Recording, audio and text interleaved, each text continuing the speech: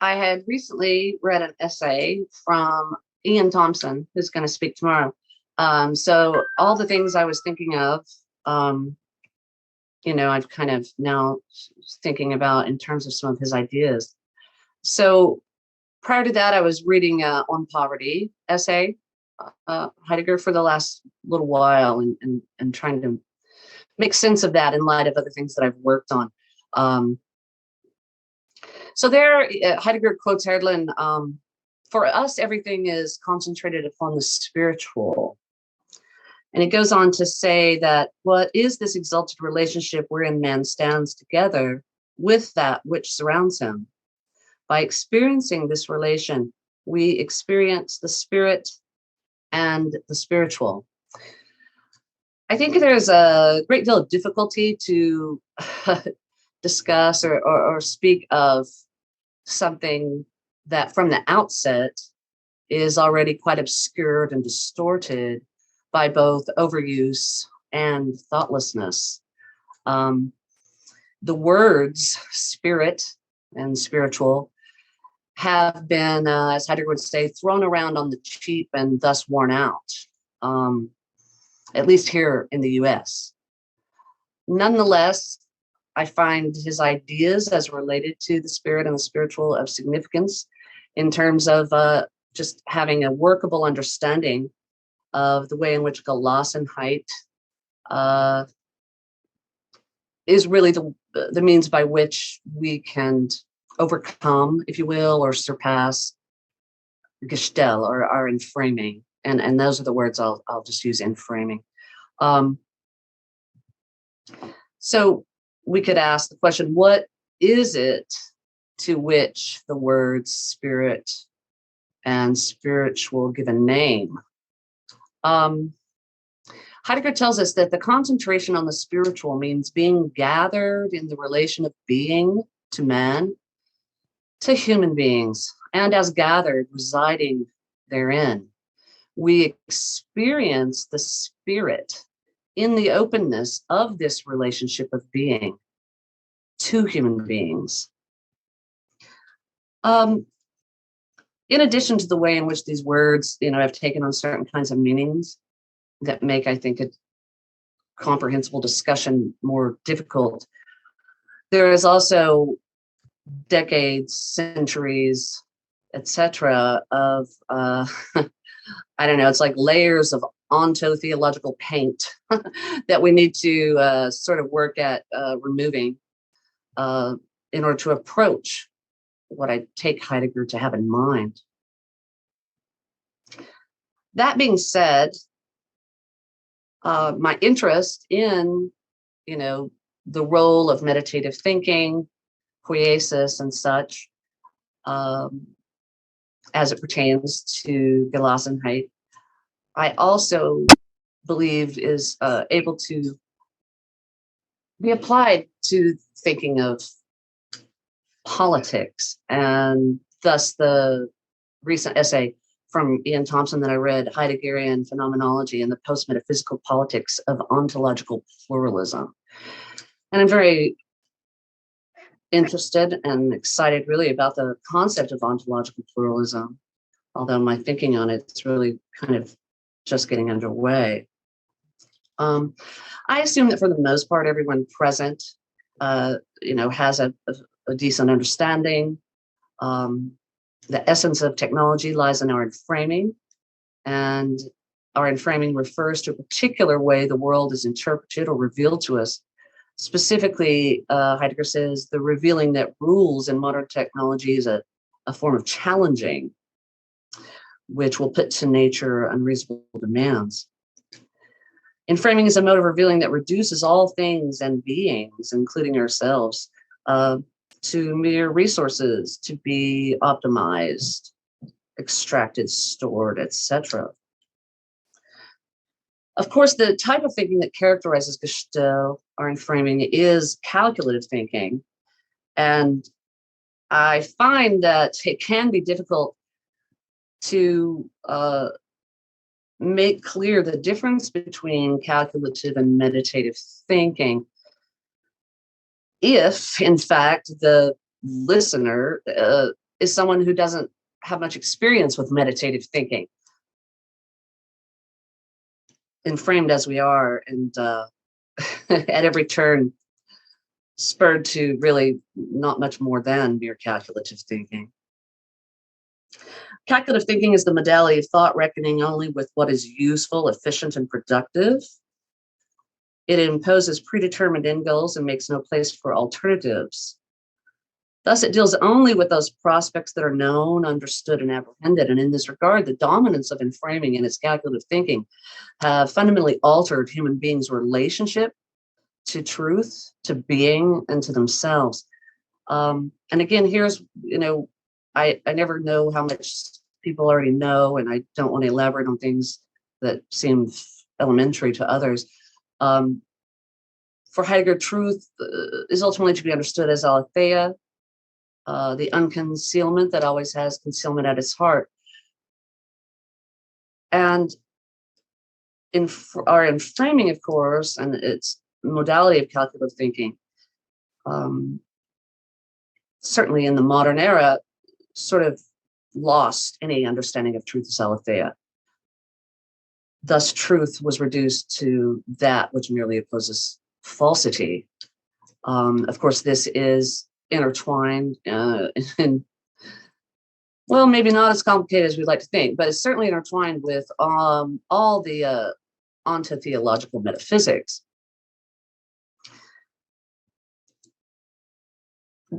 Heidegger tells us that the enframing challenges forth into the frenziedness of ordering. Where enframing reigns, there is danger in the highest sense. For enframing and its calculative thinking focus only on what is already known, understood, and usable, what is quantitative. And moreover, the unfolding of calculative thinking ends up casting aside inequality that cannot be quantified. And this, of course, eclipses entire horizons, if you will, and closes us off to the realm of the possible, forcing us to deal only with the merely actual, as Heidegger put it. That being said,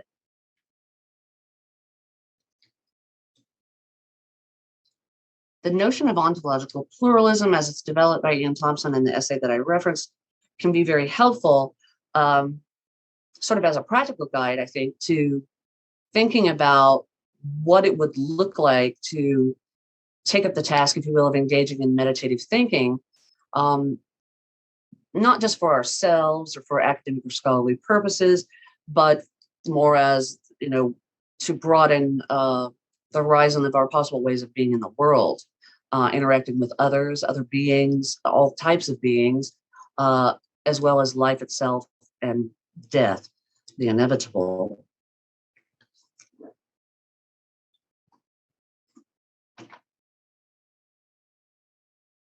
Heidegger notes that what we encounter first is never what is near, but always only what is common. Of course, again, what is common is the merely calculative understanding of being, and certainly the merely calculative understanding of something like spirit or the spiritual.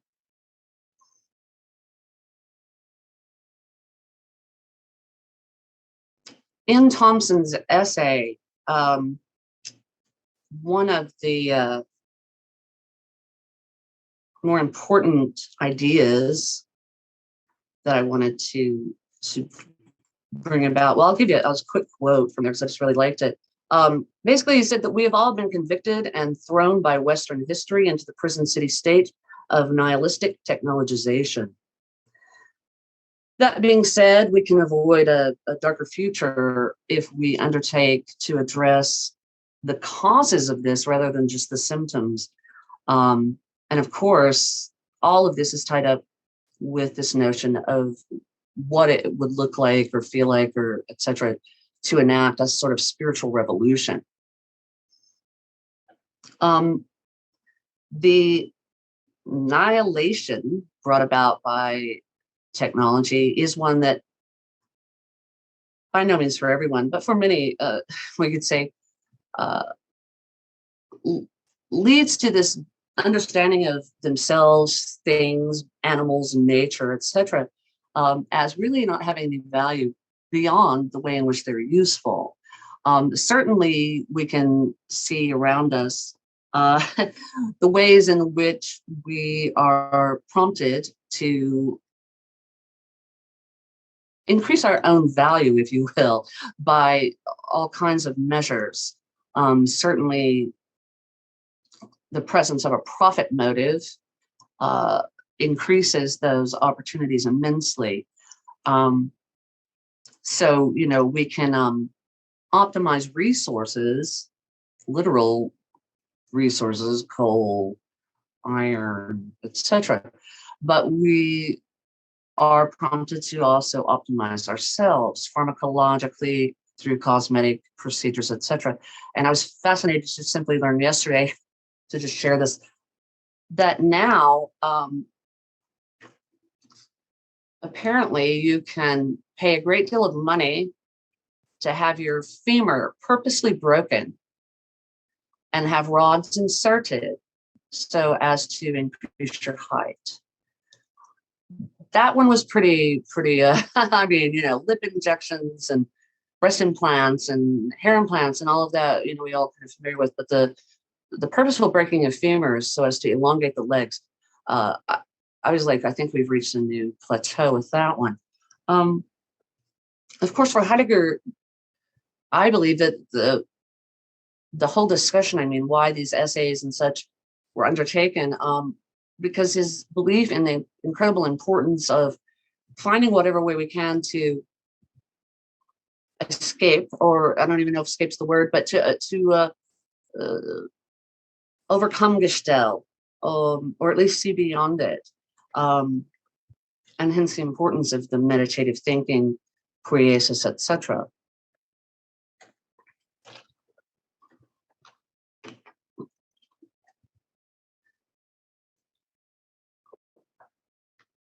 All of that to say that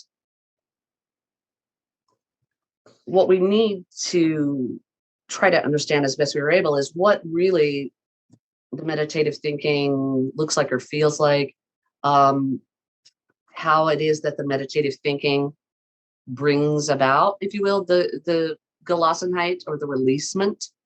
And in that open space, the nothing can be the site for a new emergence and a new way for being to reveal itself to us. And that I think this is where the notion of the spirit and the spiritual come in.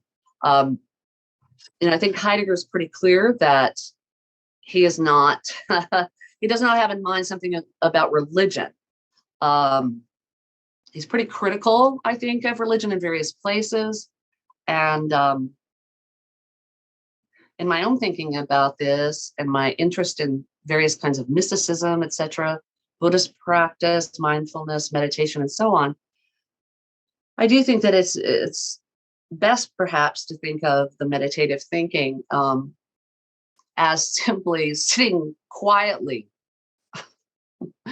I always think of Pascal, all human suffering comes from man's inability to sit quietly alone in a room, I would say, or under a tree, wherever, and to simply be present and attentive to what is there. It's not so much the Latin notion, right, of meditation, where you're going to meditate, say upon a passage from your favorite religious text or some such thing, but rather almost enacting in nothingness is how I like to think of it.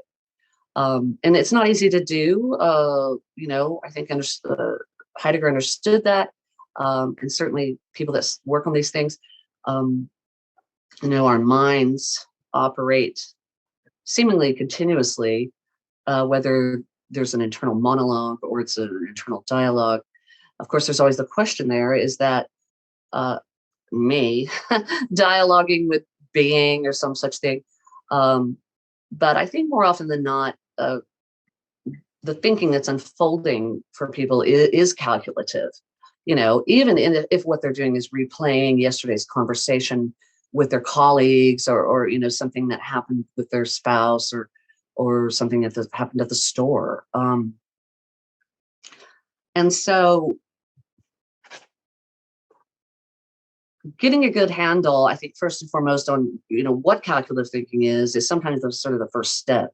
And then beginning to recognize that kind of thinking occurring within oneself.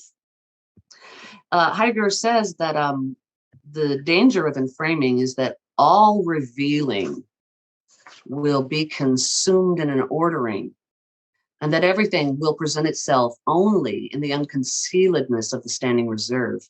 And again, the self as well. Certainly our culture in America promotes viewing oneself always and only as an object, and as an inferior and lacking one at that, whereby many products, procedures, etc., are sold in this attempt, that you can utilize so as to improve your standing as a resource, a human resource, or what have you. Another area of great interest to me that I'm not really going to get into, though, is the way in which enframing has resulted in eco-devastation and environmental damage. That's actually a large part of my book, and I'm not going to really go into much of that here. But certainly, I think Heidegger understood that aspect of it, and I take that to be really, in a way, one of his chief concerns in his development of his thinking about dwelling, what it is to dwell, and then, of course, the dwelling is within the fourfold. I think a lot of times people shy away from what they take to be these more mystical or slightly obscure elements in Heidegger's thought, again, because of baggage that is attached to the terminology in our current epoch or paradigm and our culture, rather than, say, assume a position of non-judgment so as to actually create an empty space or openness to try to allow sort of the insight or the realization to come in, to emerge, or to reveal itself, to be unconcealed. Of course, I think one of the things he says in Discourse on Thinking that's so incredibly important is when he points out the grave danger of calculative thinking, and that it may one day come to be accepted and practiced as the only way of thinking. The only appropriate response, he says, is to pit meditative thinking decisively against merely calculative thinking. And I guess in a way that's what if I'm going to try to, I don't even like to label, but that's a lot of what I guess I do, or I attempt to do. Insofar as we want to think about the meditative thinking, unlike calculative thinking, he says that meditative thinking is able to rein in basically everything. And I think that part of that entails, again, going back to aletheia, that there's this necessity on the part of anyone who wants to appropriate and apply Heidegger's later thinking to whatever matter, to have a good understanding of the mystery. And I believe the earlier speaker definitely touched on this in his discussions. I missed most of it, but caught the last part. Heidegger was very clear that, I'm paraphrasing, obviously, something from the moment we defined the mysterious as the unexplained, we completely lost what the mysterious or mystery is. And, I think that very short quote in itself points to calculative thinking, ontotheological metaphysics, etc. And certainly the modern understandings of truth as that which, is opposed to falsity. The mysterious as such will always and forever be beyond the grasp of finite human beings. To acknowledge it is in no way to claim to know it or understand it. And in point of fact, I would argue that understanding the mystery as Heidegger does and giving it its proper place is intimately linked up with our ability to overcome nihilism, to render the nothing, again, as that from which or in which being can emerge anew. The nothing is not the end of the story, so to speak, in the sense that, there is no thing, period, full stop. The nothingness, as he tells us. And when we can acknowledge the crucial role that the mystery plays in Heidegger's later thinking, I think then we can actually make better sense of a lot of his other ideas. But if we're confining ourselves to a sort of a modern conception of truth, or anything like that could be construed as onto theological metaphysics, then we're simply not going to be able to escape. And I think that's what he has in mind when he says that there's this danger that calculative thinking will become the only thinking. Assuming everyone here is involved in academic or intellectual circles somehow, or has, access to education and what is unfolding in that realm and institution, as well as others. It's hard to deny that there is a great and ever increase in the dominance of calculative thinking.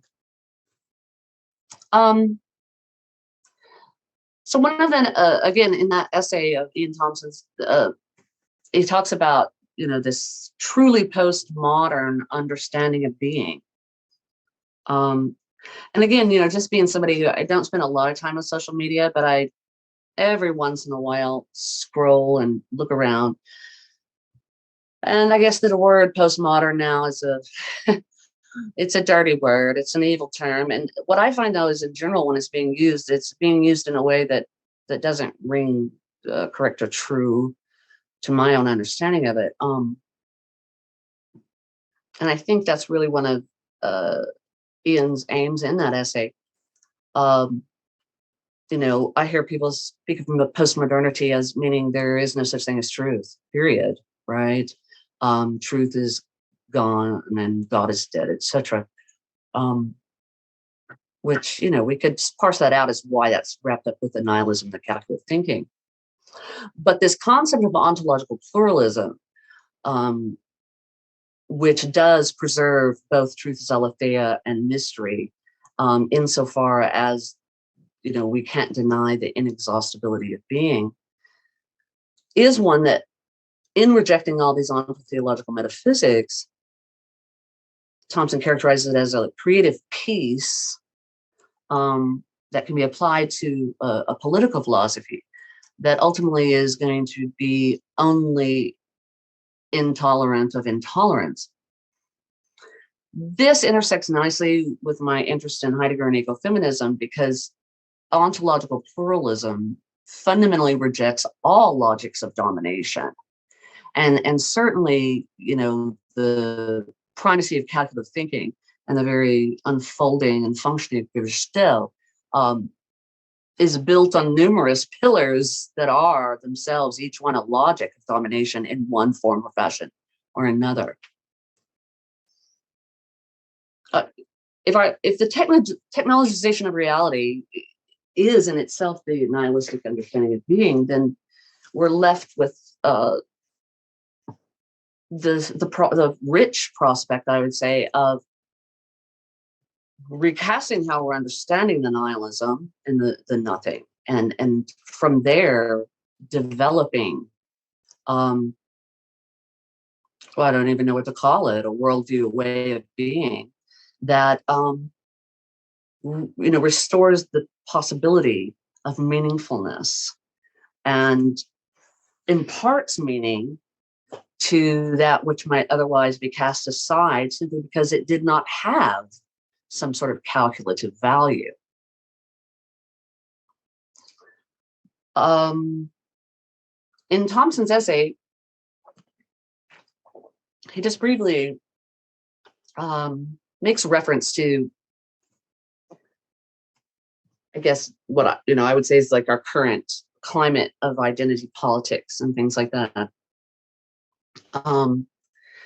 And there's actually an extended section, though, that is about the way in which when we strive as individuals to sort of transcend our particularities, our own limited finite perspectives, I think he even uses the word our prejudices, that when we're seeking to transcend that, if we're making some appeal to some sort of, objective standpoint, etc., that's really all an error. I think it's been well established in other ways that we are always coming from our own center, if you will, our own limited perspective and place.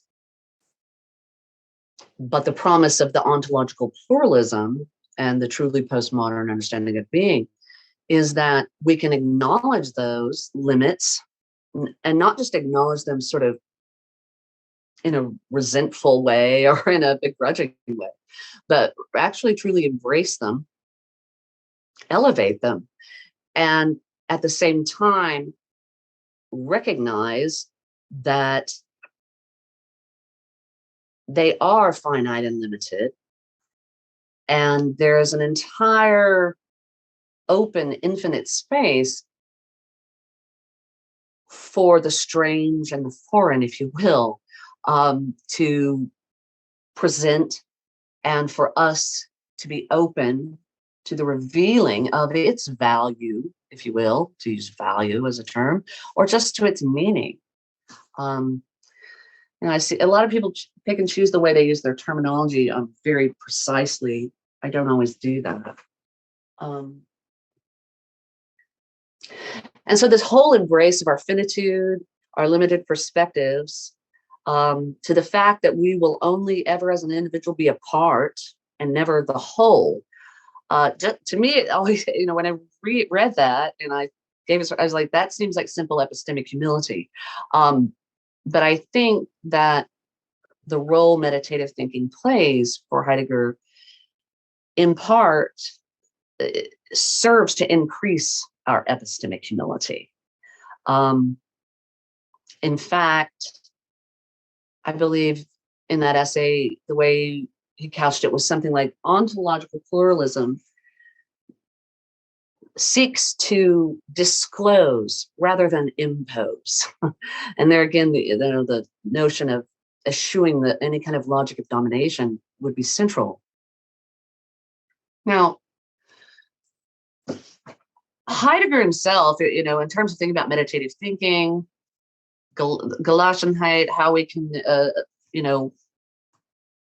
get beyond Gestell so as to be poetic, so as to try to seek to dwell. He references the poet. That's the poet or the artist, and obviously specifically he loves Herlen.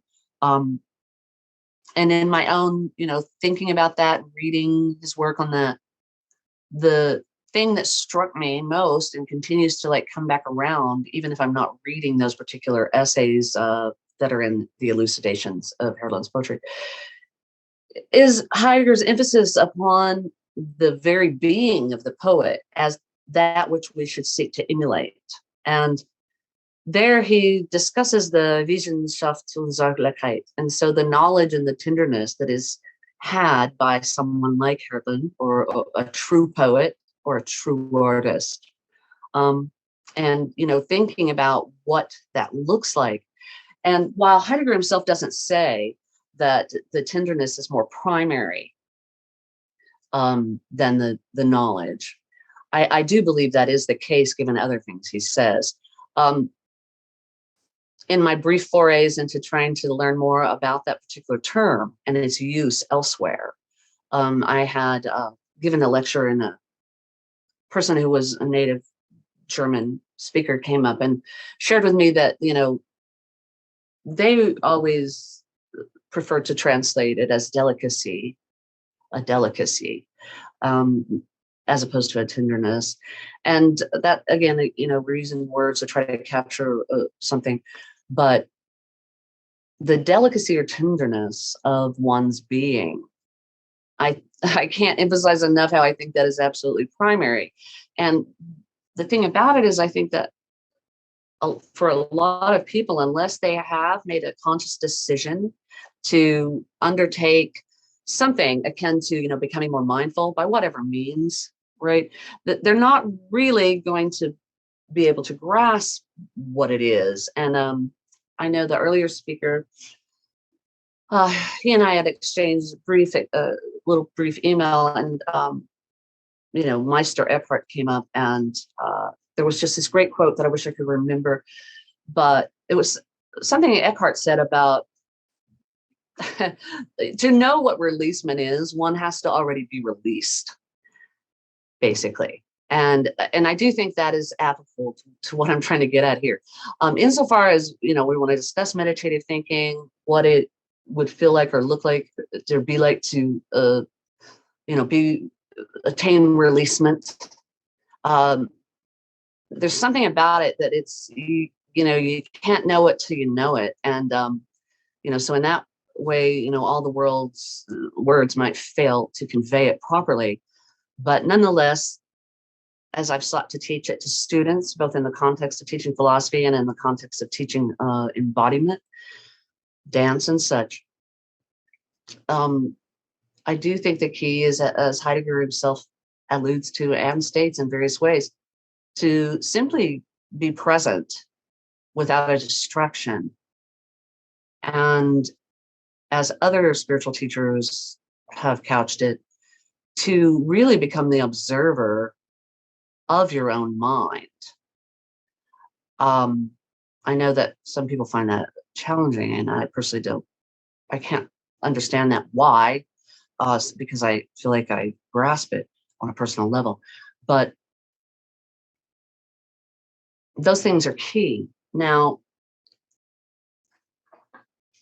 Heidegger's keen to point out to us that while the poet and the poet's way of being is like the example or the exemplar, and try to understand it, to emulate it, even if we think of ourselves as not poetic at all, or the kind of person who says, "Oh, I have not an artistic bone in my body," etc.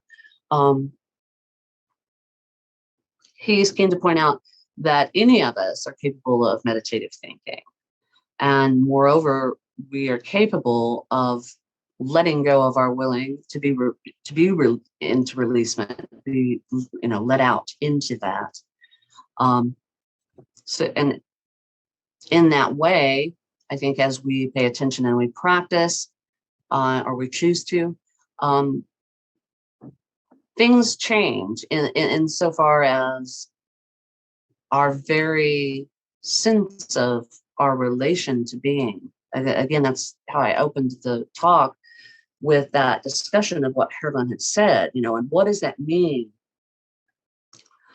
to say that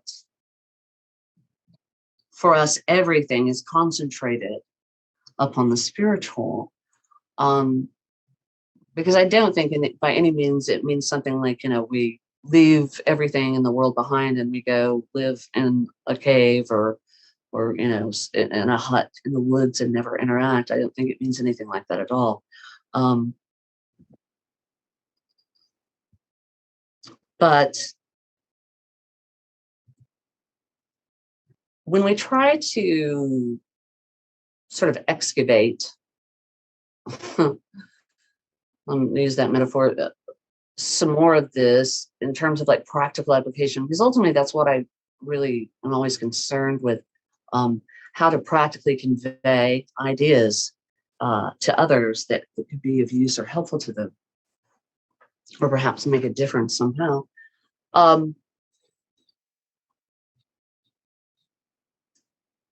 I think it's important as well to recognize the role that, to harken back to something older in Heidegger, the inauthentic being toward death plays. Again, I often find myself at pains to try to articulate things. Now, when writing, I think things can come out better, but I don't like to read when I do a talk. Because you go back and rework your writing and you get it very clear and have your arguments very straightforward. But his concept of authentic being toward death and the nearness, the imminence of death, I see as intimately related to all of these other things that I'm talking about. Moreover, as I think Thomson again alludes to something like this, he mentions a thanatological impulse in that essay. But immediately, my thought went to how our inauthentic being toward death is in fact, showing up as a thanatological impulse. And that impulse is what is the motor or an engine, if you will, for the calculative thinking, this drive to always be achieving, making things more efficient, making things better. So to the point that the Gestell is there. I know for me, the thing if somebody, if a student, for example, says, well, what is Gestell? One of the things I like to say is, well, it's Gestell when people, human beings, institute technological advances simply because they can. And they have ceased to ask the question, ought we do this? So my example earlier about this new procedure where you can become a taller person by breaking your femurs, I would argue that is itself tied to a thanatological impulse grounded in our inauthentic being toward death. And that impulse and that inauthenticity will not dissipate unless and until we can employ the meditative thinking so as to find ways, whether we want to say out, around, over, under, I don't care, what we're going to use there, but beyond our enframing. And if we do that, then and only then, and I think it's only the people that are doing that, whether they know they do it or not, who are able to come up with new and different ways of thinking about the future, such that we can acknowledge the past and all that we've learned from it, as well as all the ideas and such, but nonetheless weave something new and better. So yeah. Wow, I think that I'm out of time, and that went really quickly. I barely even touched these notes. So hopefully it was comprehensible and it made some sense and wasn't just a repeat of tired things you already know or what have you. But yeah, so anybody want to ask questions, feel free. Well, thank you, Susanne, for your elaborations with that. I suppose that Mr. Thompson might have a word to say, since you have been citing him quite often. But otherwise, we have Achim, who's the first to raise his hand. You can go first, Achim, if you want. But I do have something. Just let me just say, I thought that was wonderful. I loved your style. The poetic style is so. I haven't heard you speak in a while, so it was like a nice journey down a river, and I was seeing all these sites and seeing how they were all connected. And for me, as you rightly say, the salvific path beyond technological enframing is directly connected to an authentic relationship to death. Because I think it is death that discloses the nothing. And the nothing is, the not yet a thing, the future, the arrival of what isn't here yet, of what we've missed, what hasn't fit into our framework. I was thinking about his stuff on Routledge about the holy mourning as a way of relating to the death of God, in which the death of God isn't just an absence, but a fullness, in which the death of God becomes the concealed presencing of the earth. And the earth is just, the second name he comes up with for what I usually call being as such. After the nothing, he goes to, in 29, he goes to Earth in 34. And that idea really of the poet as the one who creatively and responsibly discloses the earth, I think, is the crucial later Heideggerian idea, and how we teach it is the crucial pedagogical question for us. So I'm really happy that, you know, you seem to be really good at fostering a kind of attunement that brings out people's pre-existing openness to that sort of thing and helps them see that they already are doing it in a way which I think can edify and give people the confidence to, you know, trust in their own creativity. And you talked about the breaking of the bones, but you know, we break people's spirits, and it's a more profound mutilation despite being invisible. The way we, you know, force people to destroy their own individuality in order to fit into this optimizing world. So I'm happy that your spirit hasn't been broken, and I thank you for all that.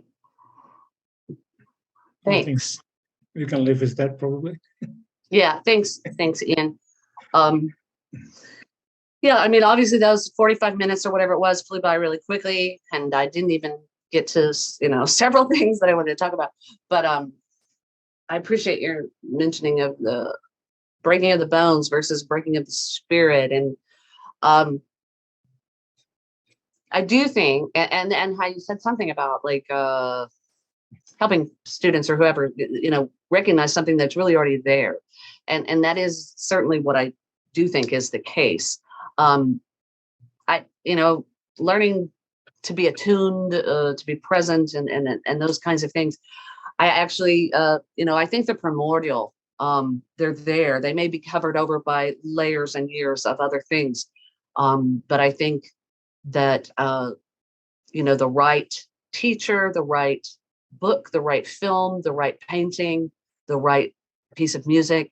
There's so many things, beautiful things that can help attune people if and when they get just a little bit of guidance from whoever, so that can be the case. And you know, I know that I'm always really pleased if after a lecture, and you know, unfortunately I've only been teaching online since COVID, and I really miss the regular classroom, but nonetheless, even in a strictly written online modality, good things still occur on occasion. And you know, a student will reach out to just say something, you know, about how this, you know, it might be an anime show or something, but how, you know, now they're able to understand something about something they love, you know, a cartoon, a graphic novel, what have you, better and in this more meaningful way, simply by, you know, some one or two sentences that I shared about Heidegger's thinking. And in that way, I think, you know, all mystics, the ones I've personally been interested in were Rumi and Hafiz. But, you know, the thinking even of someone like Ramakrishna, anytime I think we can pull in something that is, again, foreign or strange, perhaps, to someone, and demonstrate something about the not readily apparent meaning and its applicability, I think we make clear the way, so to speak, for maybe the one day in true revolution, spiritual revolution, right, of the ontological pluralism. But nonetheless, we'll see. I don't know. I don't know. Some days I have hope. Other days I have no hope, but I hope for the end. Hope for, as Heidegger says. But thanks for comment. Achim, you wanted to pose a question? Yes, thank you very much for your presentation. I want to just reiterate what Ian said, that, yeah, I think the dialogical style really enhanced your message of the between us human beings that can actually respond to that kind of calculative or technological thinking, and also the between heaven and earth. So you refer to the Gelassenheit, to the Geviert, and that we as humans need to re-understand ourselves as dwellers on the earth. And if we dwell properly, then we see the heaven. And with that, we have the dimension of the between, or of the open. And I think that's where the mystery of being then suddenly can revisit us. And if that is the case, I wonder, what is it? What do you think? What is that force that stands behind the technologization of the world, this drive, or maybe this obsession with calculative thinking that seems to replace all meditation? Since Heidegger understands that we cannot just overcome that kind of calculation, but we have to reinsert meditation, and you are doing it in your work, and create an oasis within the wilderness of a calculation, and then maybe find maybe a symbiosis, and maybe what we are doing now on Zoom, that maybe an example that so maybe there are life affirming ways of using technology. I don't know whether you would agree with that, but basically creating that kind of independence towards technology, that means that liberty to say no, as Heidegger says, but at the same time using it when it is appropriate. He says sachgerecht, that means appropriate to the things that are necessary, since we cannot just be hermits or Weltfremde, as we say in German. That means people who are complete foreigners to the world. We just have to admit that we are part of this world, and maybe be constructive in our way of living in this world, and basically really be assertive in our ways of reinstalling meditative thinking. So do you think there's a way of maybe turning technology around towards meditative thinking? Wonder whether you think there's a way like that, like we are doing now on Zoom. So we are creating a space of conversation, of being together, of togetherness. You had this notion of gathering also mentioned. So these are just my ideas that came up with your presentation. Thank you. Yeah, definitely, yes. So I do think that we can, with thought, intention, purposefulness, consciousness, use technology in ways that do render it the promise, as Heidegger says, as opposed to the danger. This Zoom meeting, I think, would be an example. And certainly, insofar as I've been put in a position where I'm only teaching online, I try to do that most definitely. Utilize the technology in a way that promotes at least the possibility for the student to come to recognize they can be free of technology. In fact, it wasn't even purposeful when I first started teaching online, but over time, as the curriculum developed, and I was given the freedom to create the entire course myself and what have you, I started noticing after a few semesters how when I would, certain module would cover a certain thinker, and I don't teach intro students Heidegger except in a sort of tertiary or ancillary manner, but nonetheless, I'll introduce some of his ideas. And students on their own, when prompted in certain ways, would offer their own reflections on how they feel technology impacts them, specifically social media. And so, at some point I clicked and like, I realized what was going on there. And I was like, wow, this really is a sort of an instance of technology as the promise as opposed to the danger. I'm using technology to teach students ideas that they in turn can put to use and recognize the way that technology is harming them.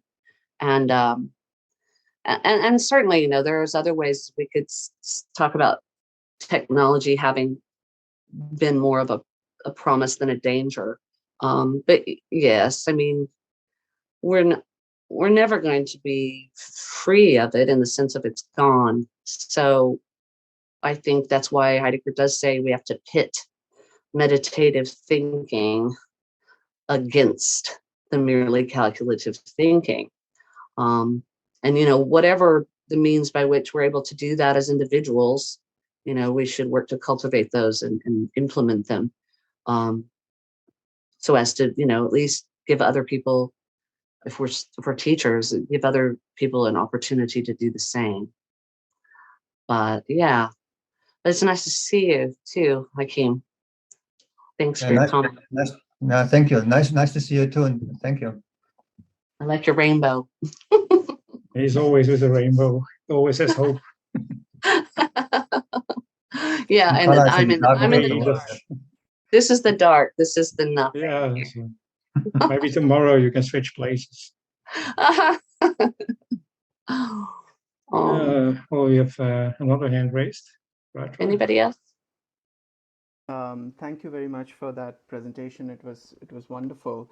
I have a question about something that I've been thinking about. I do not know how to go about it, so I'm thinking about it. I'm thinking a lot about norms and normativity, and how I just read an article some time ago. I read an article by Stephen Crowell on normativity in Heidegger, and I was wondering if meditative thinking and the sort of poetic, even mystical engagement,